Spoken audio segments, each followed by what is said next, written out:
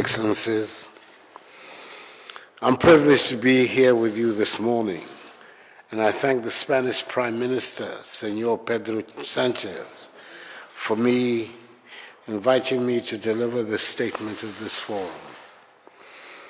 It is rather sad that the pandemic has deprived me, and an ardent fan of many decades of Los Blancos, of the opportunity of touring the Santiago Bernabeu Stadium as part of my brief visit to Madrid. Hopefully, sooner rather than later, we'll be able to return our lives back to normal once we rid our respective nations of COVID-19. What the pandemic has taught us is that our world is truly interdependent. For a virus that originated in China has engulfed the entire globe. We need to cooperate more, and we need to cooperate smartly. In the midst of all the complexities of the 21st century, our interdependence requires such cooperation.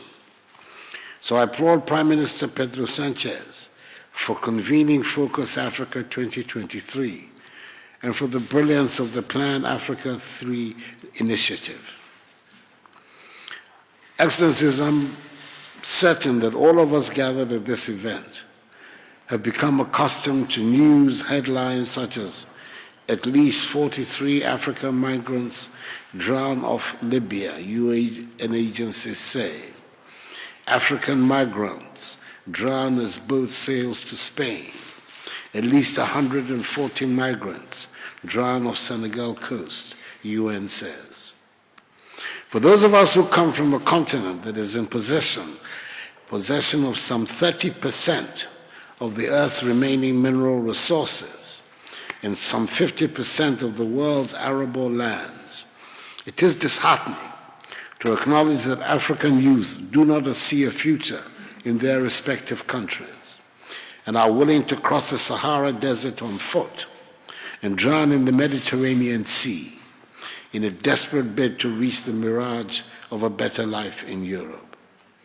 It is eloquent testimony to the inability of the current structures of African economies, producing and exporting raw materials, importing manufactured goods and services from Europe and elsewhere, to generate the numbers of decent, well-paying jobs that Africa's youth crave. But fortunately, there's now a consensus amongst the current crop of African leaders of the urgent need to remedy the situation and relate with the rest of the world on the base of trade and investment cooperation in value-added activities. As President of the Republic of Ghana, I believe the time has come for Africa, Spain, and indeed the rest of Europe to establish a sustainable strategic partnership based on trade and investment cooperation on the exchange of value-added transactions. It would obviate the resort to aid which has not achieved its purpose. Hence the mantra of Ghana Beyond Aid, which is the overarching goal of Ghanaian public policy. Indeed, a very important plank of this new strategic partnership between Africa, Spain, and Europe would be the strong support for the African Continental Free Trade Area, AFCFTA, which began trading on 1st January. The AFCFTA will link all the 54 markets of Africa, covering 1.3 billion people, into a single market. It is the world's largest free trade area outside of the World Trade Organization itself. By 2050, it will cover an estimated 2.5 billion people and have over a quarter of the world's working age population. Imagine the investment and business opportunities offered by the infrastructure required to link our markets more effectively. And imagine the business opportunities that this huge market would offer for manufacturing and service firms from Spain and Europe that could establish production facilities in Africa to serve the African markets. And with the enhanced growth that will result from all of these, the market opportunities for exporters from Spain and Europe could be truly amazing. Inasmuch as the pandemic has wreaked havoc on the Ghanaian economy, we've seen a relatively favorable situation with respect to our health outlook, contrary to the fears many had about the impact of the pandemic in Africa. Our active cases in Ghana are declining and now stand at some 2,410 cases. We've recorded some 740 deaths and have since the start of March vaccinated some 500,000 Ghanaians. The goal is to vaccinate 20 million Ghanaians by the end of the year, which would effectively mean the vaccination of the entire adult population of our country.